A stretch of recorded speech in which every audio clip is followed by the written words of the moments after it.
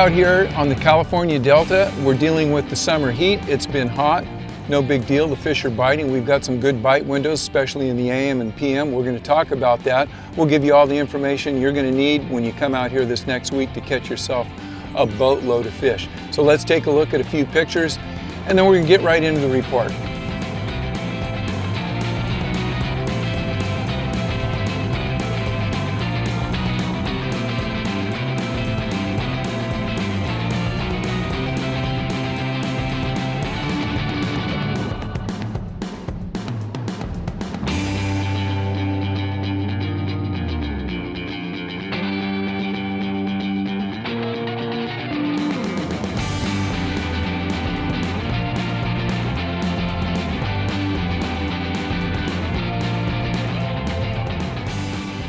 Hi everyone, thanks for joining me. You're watching In Deep on the Delta. This is the weekly fishing report for July 16th. It's going to be a quick one because that sun is going to be coming over the tree behind me, and I'm going to be running out of shade, and I don't like that. Been out here for a while. I'm catching fish, but I'm hot and I'm ready to go home. So let's talk about the weekly report. We'll get you all the information you know. We'll go from there. I want to start off with a safety issue. And you know, we've been out here for the last month or so, and everyone's catching fish. We're catching a lot of fish. We're catching a lot of dinks. The big ones are hard to come by, but we're catching a lot of fish. You know that I've had a couple of hooks in my hand. I've talked to several other people that have been hooked. When you're catching tons of dinks, you drop your guard, and sometimes those are the ones that come back to bite you, and you get a nice treble hook in your hand. I've got some ridiculous pictures. I've got one up here I'll show you. One of the viewers sent in, and this will make you cringe, but this is a good time to talk about a little bit of safety when it comes to releasing fish. The first thing you should have on board is a pair of fish grips. You see me catching fish all the time. I rarely use these, but I'll tell you, now that I've gotten a couple of hooks in my hand, fish grippers are great. Put them in the lip of the fish. You can control the fish with your hand away from your bait, especially if you're using big rovers or treble hook baits early morning. You're catching a lot of fish. You want to get them released real quick. That's the time when you get bit. So you're going to want a pair of fish grippers. You're also going to want a pair of dikes on your boat, something that can clip a good size hook so that you can clip that hook and get the fish out of the picture and just deal with the hook in your hand. After that, you're going to probably want a couple of pairs of either pairs of pliers or something that you can grab that hook. I carry a short pair and a long pair depending on, you know, sometimes you need two of them. So just a quick reminder, have some of these simple tools on board. Hopefully when it happens to you, and it's going to happen, you'll have a friend on board. It really helps to have two people dealing with a fish, a bait, and a treble hook from that bait in your hand, and everything's connected. So just a word of caution. Be careful, and let's all have a great summer without going to the emergency. From there, let's jump into Clear Lake, and boy, I'm telling you, there's a reason they call it the fish factory. There's a reason why Clear Lake is rated the #1 bass lake in the nation, and in that case, you can almost say it's the #1 bass fishing location in the world right now. Talked to Dave from Clear Lake Outdoors, and his report is amazing. Just catching tons of fish, and I'm not going to tell you what you need to fish up there. You just go up there and fish. I've had multiple reports from guys going up on vacation, spending a couple of days, a weekend, or whatever. They're catching fish, good numbers of fish, even though they're not getting the 30, 35, 40 pound bag limits that they were getting, you know, earlier in the year for some of these tournaments. You have a legitimate chance every day of catching a 5, 6, 7 pound fish, and you are going to get unbelievable numbers of 2 to 4 pound fish, and those 5, 6, and 7s are going to be scattered in there. Dave went out the other day, fished for 3 or 4 hours, had a 50 fish day.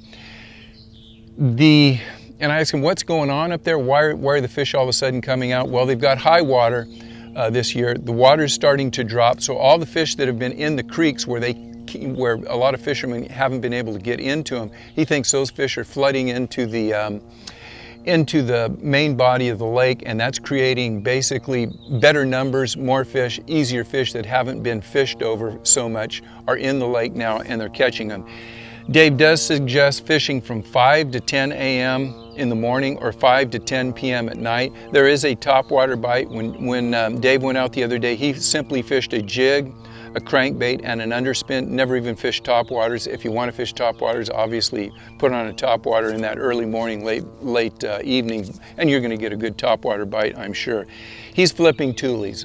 And bare banks. He's kind of, that's his deal, but fishing docks, they're catching fish. So that's a report on Clear Lake. Head up there and have a blast.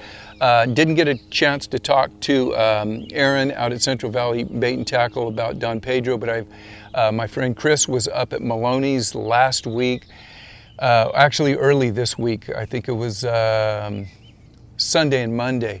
And surprisingly, he had a couple days of tough fishing up there. I got a big picture of a big catfish Chris caught, but wanted to go up there and do some topwater fishing. Got up, fished early and tried to fish late. Topwater bite just wasn't happening, and hotter than heck up there. I guess it was close to 100 degrees, and they Chris and my son Nate just had a tough time. They caught some fish, 10, 15 fish during the course of the day, mostly small fish. They got a couple of fish up to about 3.5 pounds. And I'm gonna just work through this crop duster here because, like I say, I'm losing shade.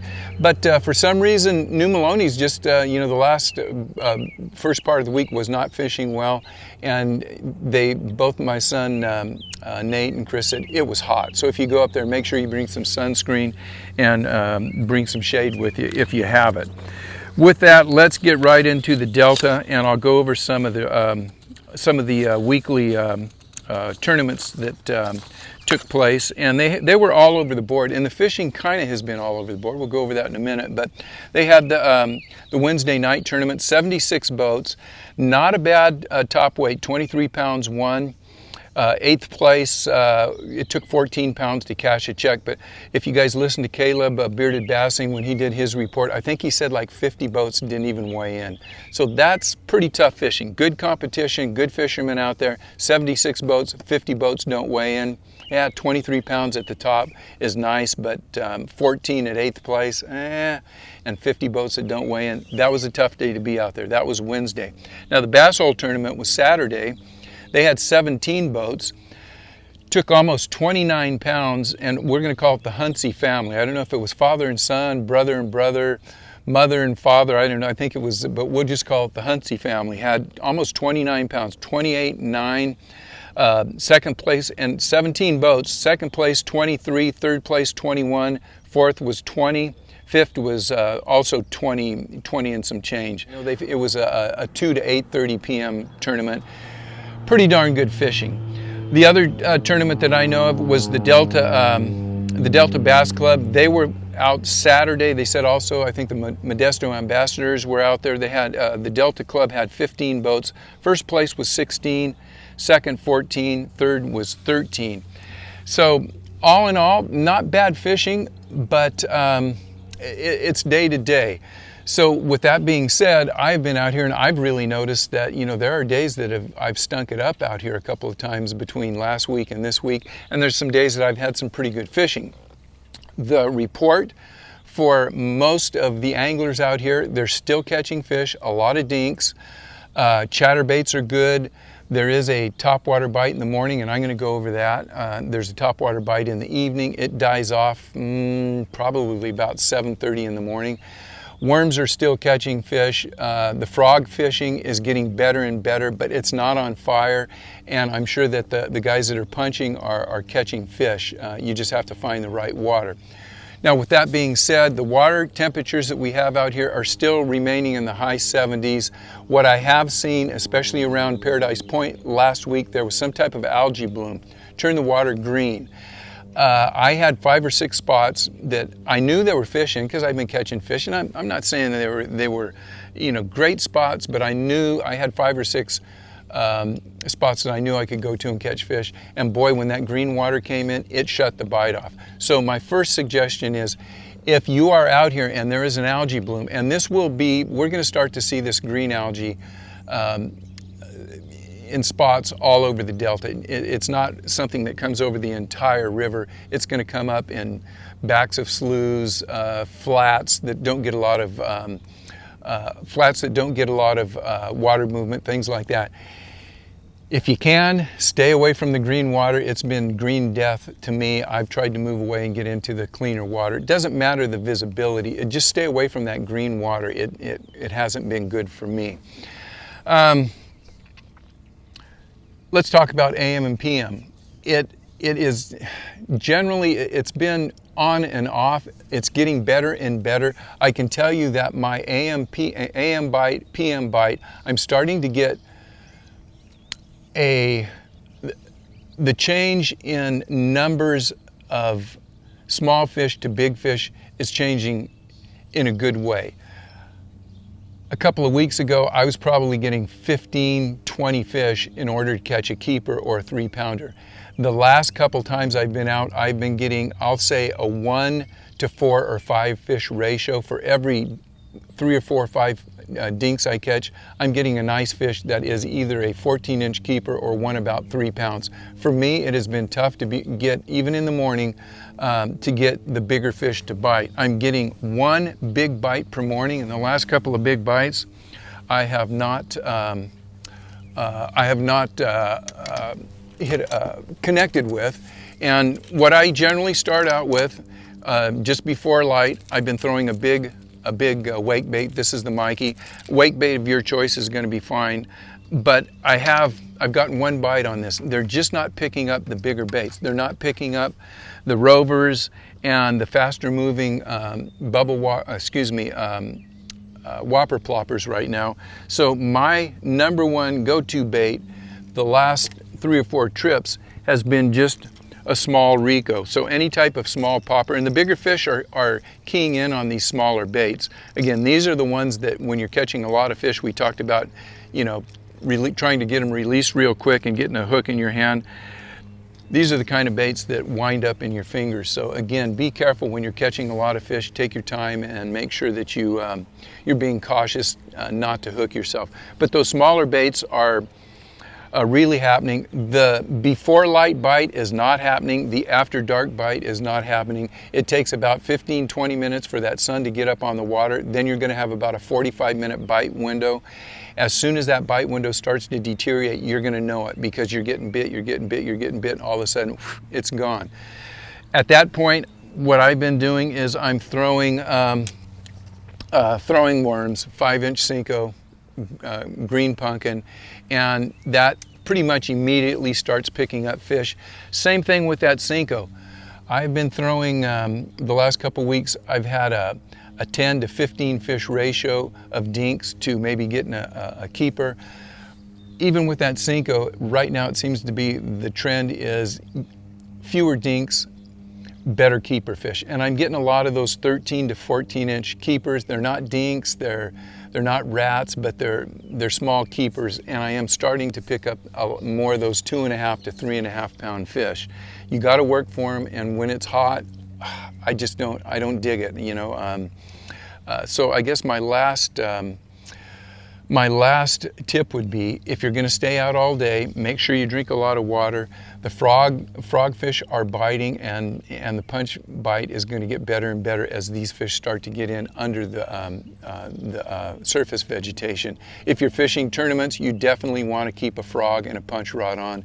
If you're going out there to have fun, I'm catching more fish in open water on a small popping bait. I'm catching plenty of fish on a worm. I'm getting a lot of reports with chatterbaits, and by the way, I want to thank you guys for sending me the reports. I would also say that if you have the option, if you're going up from Sacramento and you're thinking about coming to the Central Delta or maybe staying up north, it seems like the fish up north, from the reports I've been getting, are easier to catch, and they are on average a larger fish. Not big fish, but the fewer dinks up there and more of those 2 to 3 4-pound fish. That would be up north, Liberty, up in that way.